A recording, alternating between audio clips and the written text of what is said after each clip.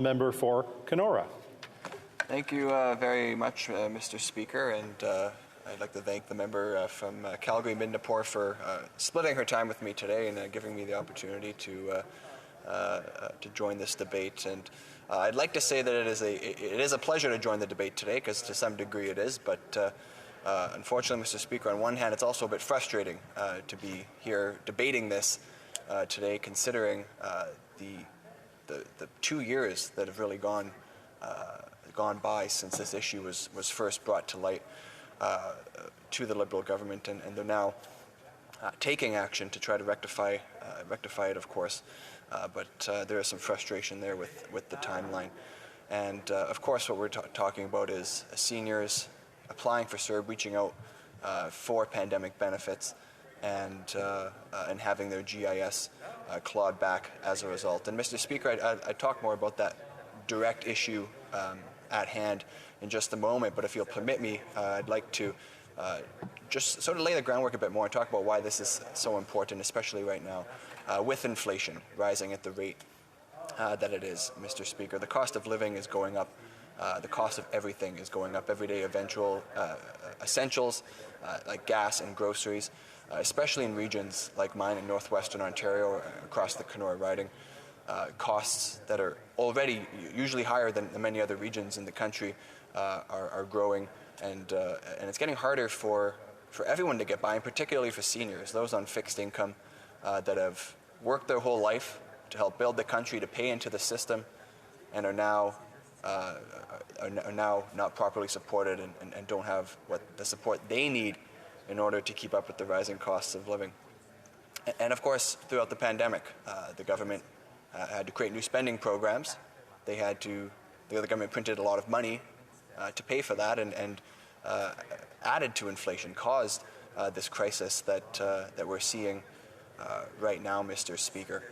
The Parliamentary Budget Officer has confirmed that as well. The PBO has also said that the rationale for stimulus no longer exists, but that's a bit of a different discussion, Mr. Speaker. But I'd just like to share a bit about what I've been hearing in my riding and across the country, Mr. Speaker. When you look at groceries, food prices overall have increased about 4%. I believe beef is up nearly 12%, bacon more than 19%.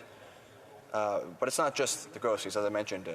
Home heating, for example, natural gas is up 20%. In Canada and in Northern Ontario, home heating is certainly not a luxury, Mr. Speaker. It is a necessity for seniors to be able to heat their homes. The price of gas in Red Lake, in my riding, the price of gas just last week is hovering just below $1.70 a litre to fill up your tank, Mr. Speaker. And of course, this is in a region that is northern, rural, many communities that are considered remote, and people in Red Lake don't have the option to look to other modes of transportation. They need to pay that cost. As well, a constituent of mine recently shared a home heating bill with me that showed that he was paying $70 a week in carbon taxes alone, $70 a week. And again, in Sioux Lookout, this is something that is not a choice. You have to heat your home, especially in the winter months as it gets much colder. So, Mr. Speaker, we have this cost of living crisis, this economic crisis, and of course, at the same time, it's coupled with a health crisis with the COVID-19 pandemic. And it's something that I think hit seniors particularly hard. Many seniors are at increased health risk. They're vulnerable, more vulnerable to the virus than other Canadians. And for that reason, many seniors had to withdraw from some of the activities that they previously enjoyed. Many seniors weren't comfortable going to the grocery store or doing simple tasks with the threat of the pandemic out there. And it's not to mention as well the fact that there's an emotional toll to all of this. I think everyone has felt it to some degree. I think every family has been touched with mental health challenges throughout the course of this pandemic, through isolation and not being able to see loved ones. And I know I've heard from seniors in my riding that have mentioned to me, Mr. Speaker, that that has been particularly difficult for them. So we have these two crises that are sort of that have come to a head at the same time, and that's why many seniors reached out to the government. They looked to the government for support, applying for programs like the CERB to help get them through this difficult time with the rising cost of living, with all the challenges that COVID brought on.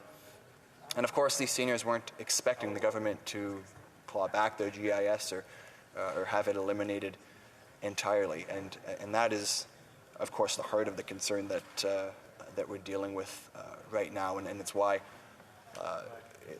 I'm pleased to see the government is now taking some action to rectify that issue. But again, it has come, I think, frustratingly too late for many seniors across the Kenora district and across the country. Mr. Speaker, I don't know, I haven't kept.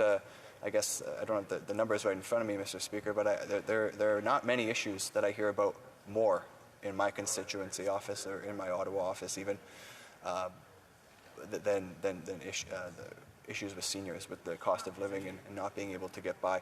I've been on the phone with many seniors in my riding. I know a lot of my staff members have as well. I know two in particular.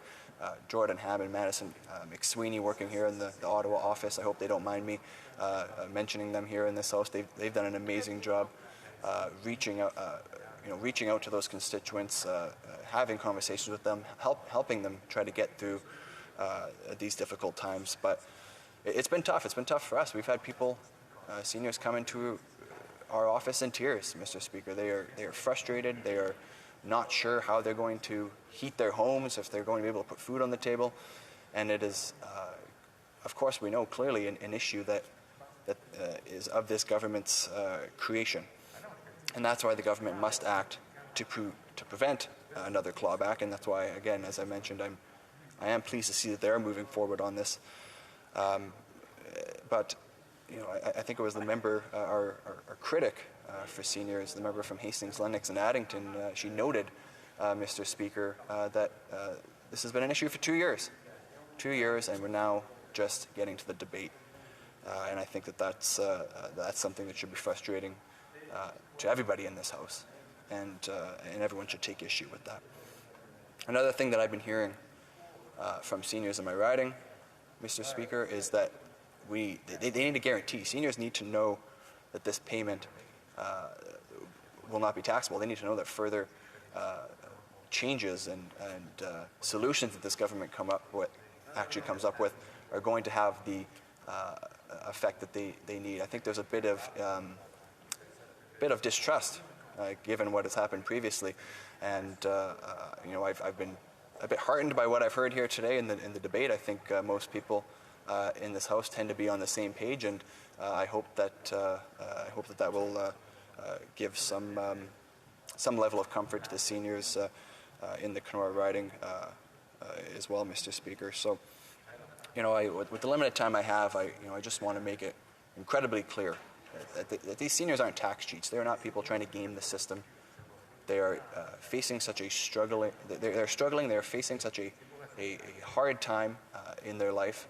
Again, after paying into the system, after doing everything right to try and provide for themselves, and it's incredibly important we move forward to give them the support that they rightly need. And Mr. Speaker, through you, two seniors who may be watching or who may be following the debate, I want them to know that the Conservative Party has not forgotten you, that the Conservative Party is going to have your back.